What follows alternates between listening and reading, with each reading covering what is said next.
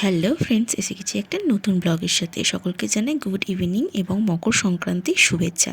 এখানে পিঠে করা আরম্ভ হয়ে গেছে, দেখতেই পাচ্ছ। মামনি করছে হচ্ছে আজকে পিঠে, তো সেই কারণে ওই ব্যাটারটা গুলে রেখেছে। আর এখানে একটা দিয়েও দিয়েছে, দেখতে পাচ্ছ, সুন্দর মাটির খড়ায় করে করছে। কি সুন্দর, একটা উপরে মাটির ঢাকা আর একটা নিচে দিয়ে। তোমরা আশা করি কম বেশি সবাই জানো।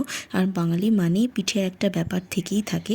তো মকর সংক্রান্তিতে তো এই যে দেখো, আমি এই লাইফে প্রথমবার পিঠে করার জন্য ট্রাই করছি।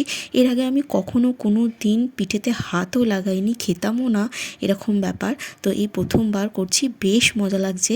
দেখো এরকমভাবে দিয়েছি আমি, তারপরে যেরকম মামুনি বলে বলে দিচ্ছিল আমি করছিলাম। ভীষণ মজা লেগেছে করতে, দাঁড়িয়ে দাঁড়িয়ে করছি এই প্রথমবার।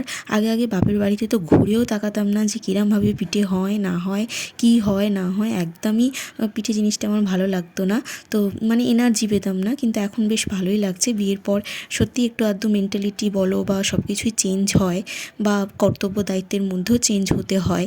তো যাই হোক, বেশ ভালোই মজা লাগছিলো। এখানে অনেকগুলো পিঠে মামুনি করেও ফেলেছিল। তারপর এখানে গরম গরম পিঠে মামুনি বলল খেয়ে দেখো কীরকম হয়েছে। তো গুড় তো এখানে বাপি দিয়ে গিয়েছিল, আর বাবুকে বলেছিলাম আনতে হবে না, এত গুড় সেই মানে খাওয়াও যায় না, বাড়িতে খুব নষ্ট হয় সমস্ত কিছু, সেই জন্য আনতে বারণ করেছিলাম। আর এটা দিয়েই কাজ চলে গিয়েছিল। এই যে দেখো, এখানে আমি ঢেলে নিয়েছিলাম পুরো সর্ষের তেলের মতো একদম দেখতে গুড়টা।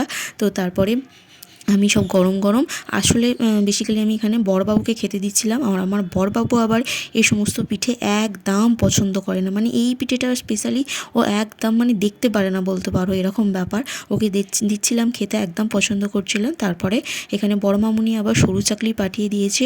বড়বাবু এটা একটুখানি খেতে ভালোবাসে। এখানে পিঠে রেডি হয়ে গেছে। তো এই ছিল আজকের ভিডিওটা ভালো লাগলে লাইক, শেয়ার, সাবস্ক্রাইব।